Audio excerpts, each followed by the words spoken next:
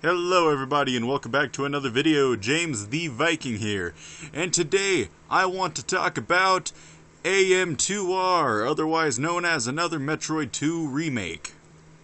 What about this game do I want to talk about, you ask? Oh, do you really want to know? Well, alright, I suppose I'll tell you. I want to talk today about my impressions of the game. Now, I haven't gone too in-depth with the game, I've only played it for about an hour and a half as of this moment. But I've been having a really good time.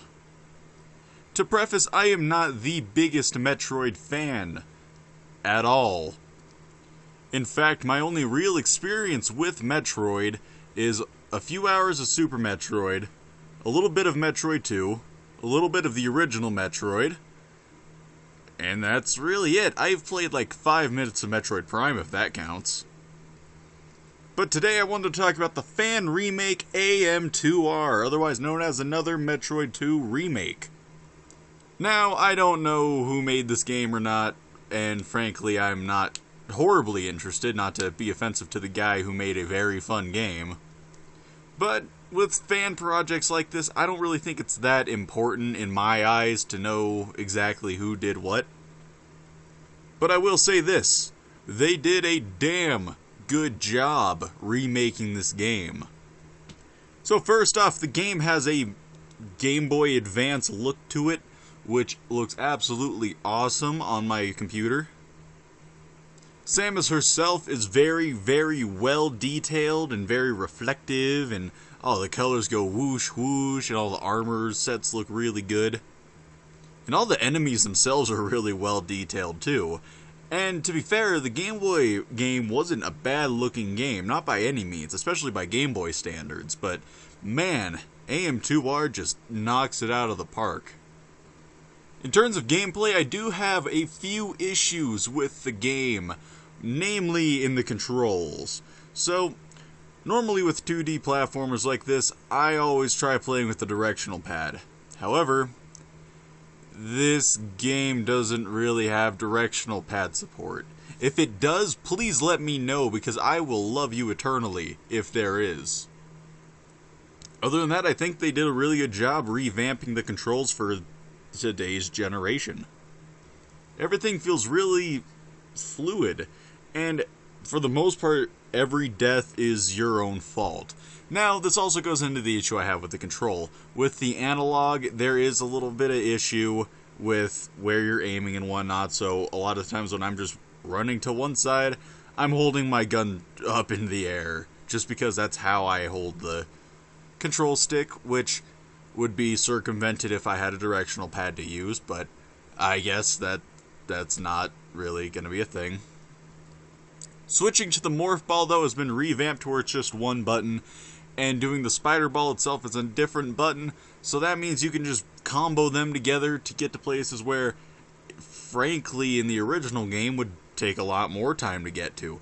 And as someone who's played the original game quite a bit, it's a little weird having to be like, oh wait, now I can jump up here, turn into the ball, and then spider ball thing.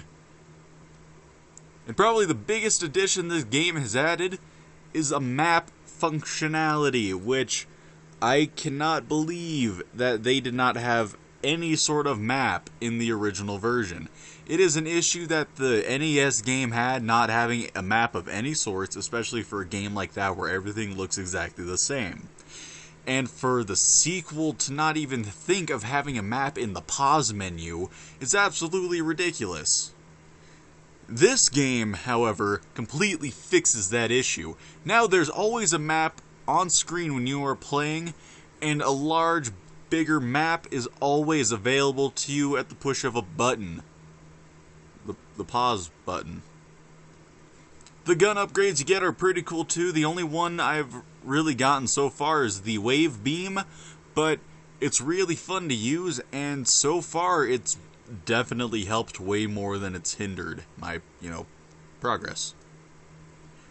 I also like the database functionality that the game adds. Very well written, just synopsises of almost all of the bigger enemies, of all the areas, and there's even some of the back lore of, the Chozo and whatnot, which no matter what, I still have absolutely no idea who the Chozo are and what they do. But that's not really for me to nitpick the game for, because that's not the game's fault. That's my own fault for not being huge into Metroid. And apparently Nintendo's not huge into Metroid either, because they seem to have neglected the series for a while. Which is part of the controversy behind this game. Nintendo has actually taken the game down. I believe they've taken this one down. It's either that or they took down Pokemon Uranium and the other game kind of followed suit. And it's rather unfortunate, because this is just an example of fans showing a lot of hard work and dedication to what Nintendo has originally done, and is kind of like redoing what Nintendo refuses to do. See, Nintendo has kind of neglected Metroid 2 for some reason. They had Metroid Zero Mission, which was pretty much a remake of the first Metroid game. And what has Metroid 2 gotten? Really nothing in terms of a major facelift that it has really needed over the last, I don't even know how long, 20 years?